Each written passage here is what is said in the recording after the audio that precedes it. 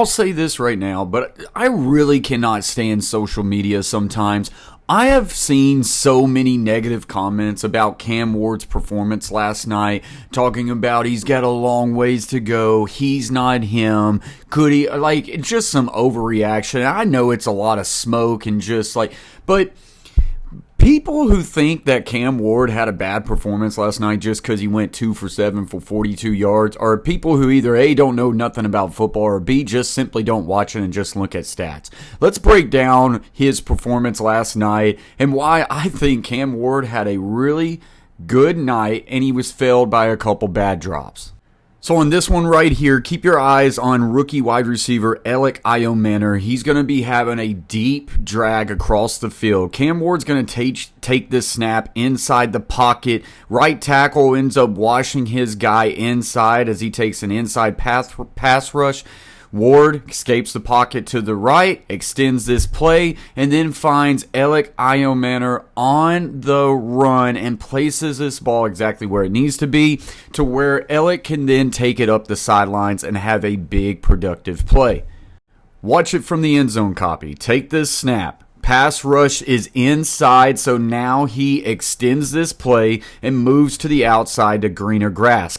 Could have took off and run here, but he keeps his eyes down the field because that's what he wants to do. And that ball is placed right on Alec Iomanner's body, and it allows him to not only catch this ball, but to catch it and have the yards after the catch, the yak. And this is a really good play. And now the ball is first down to midfield.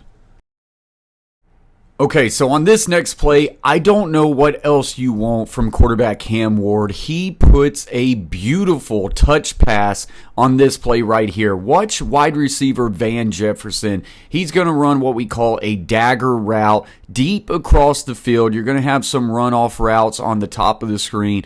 And Van Jefferson runs a really good, efficient route. Watch it as it develops slowly right here. We catch the snap. Van Jefferson gets an inside release, and he is now working on a deep dagger route across the field. Goes over top of the Sam, over top of a deep dropping Mike, and Cam Ward has all this grass right here and places it right on a dot to the hands to Van Jefferson, and Van Jefferson has a really bad drop. You'll see it even better from the end zone copy.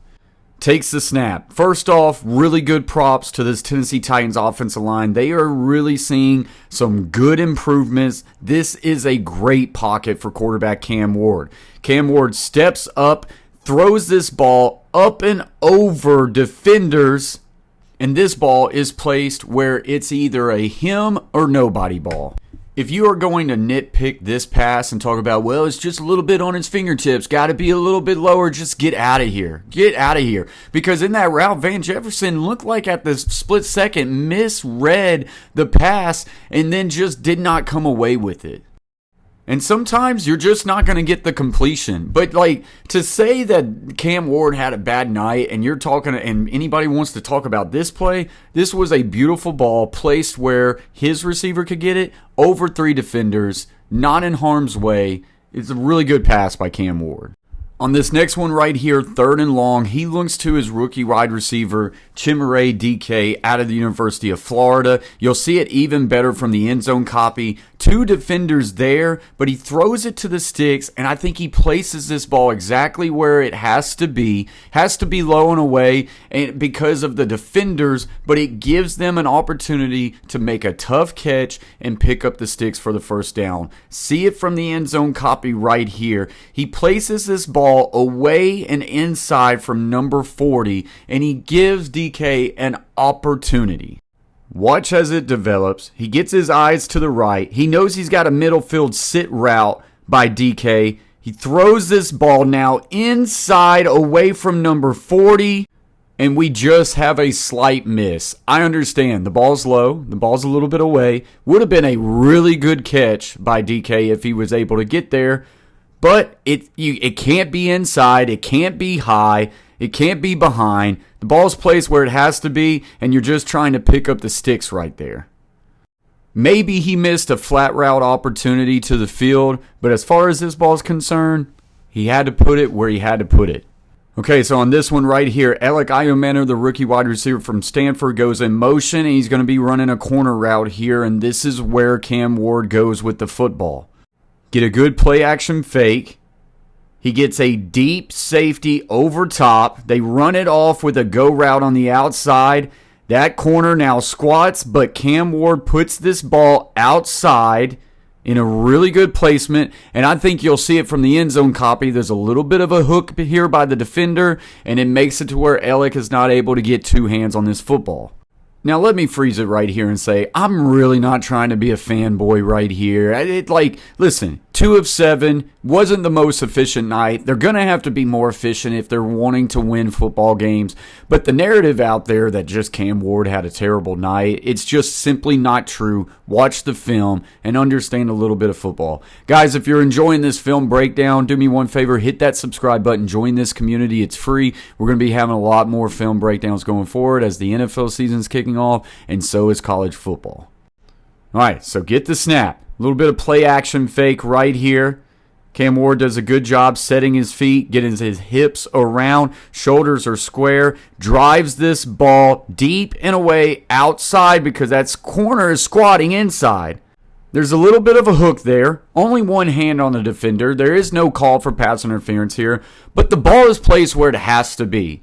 If we are talking about nitpicking on this throw, if the ball is thrown on the inside, you're talking about a pick six because the corner squatted and he was able to get inside leverage.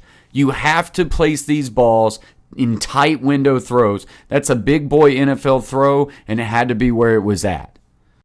Moving along to his other completion right here. Well-timed throw, quick out route here to Alec Iomanner.